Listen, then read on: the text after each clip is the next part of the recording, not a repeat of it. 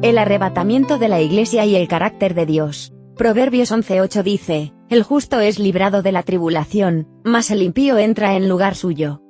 Sabemos que el misterio de la Iglesia solo fue revelado a Pablo mucho después que el autor de este proverbio lo escribiera.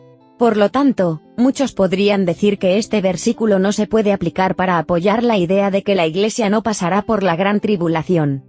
Pero, a veces un texto no se aplica a un tema en concreto, pero sirve para revelarnos el carácter y los principios que aplica Dios a todo lo que hace.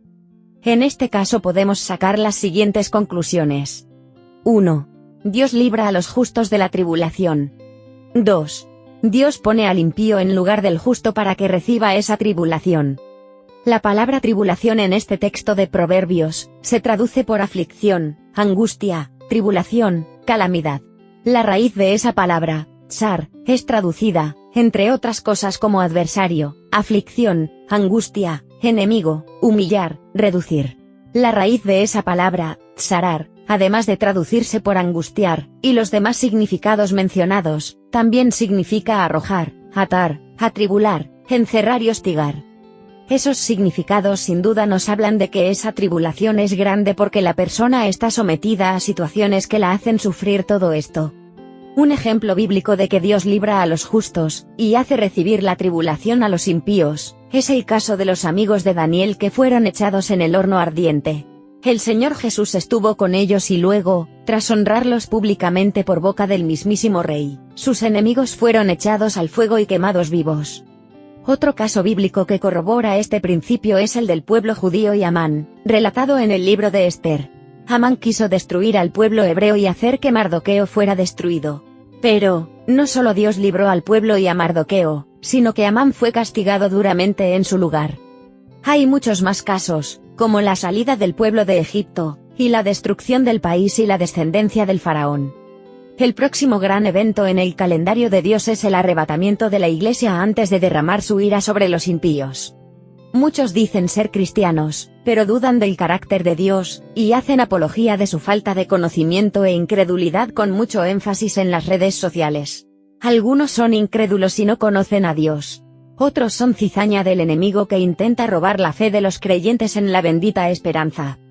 Por eso Pablo advirtió cuando describió cómo sería el arrebatamiento de la Iglesia, diciendo, alentaos los unos a los otros con estas palabras. Primera de Tesalonicenses 4:18.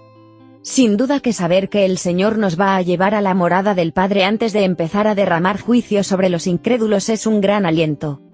Aunque solo estamos en principio de dolores, las cosas ya son angustiantes y nos muestran cuán cruel será ese tiempo de gran tribulación. Si no fuera la paz de Cristo en nuestros corazones, nos volveríamos locos en este absurdo mundo que ya estamos viviendo. Así que no hay ningún aliento en pensar que pasaremos por la ira de Dios. Además, como vemos por Proverbios 11:8 y otros ejemplos bíblicos, en el carácter de Dios no está atribular a los suyos ni derramar su ira sobre los que han creído, sino todo lo contrario, su proceder es librar a los que han creído, y hacer pasar por tribulación al impío en lugar del justo. Acordémonos que todo el que no cree en Cristo, es decir, en que Cristo consumó el pago por el pecado en la cruz, es un incrédulo y no está justificado. La ira de Dios está sobre esa persona. Juan 8:36. Por ello, todo el que no cree que Jesús cumplirá su promesa de llevar a la novia a vivir en el cielo, en la morada del Padre, es un incrédulo y sufrirá la ira de Dios. Juan 14:2 y 3. En cambio, el que cree, ha sido justificado y la ira de Dios no está sobre esa persona, porque ha creído en el nombre del unigénito Hijo de Dios, y la consumación de su obra en la cruz. Juan 3:17. ¿Cómo te posicionas tú ante el arrebatamiento de la Iglesia antes de la gran tribulación? Nuestro material es inédito. Si te gusta, suscríbete y compártelo.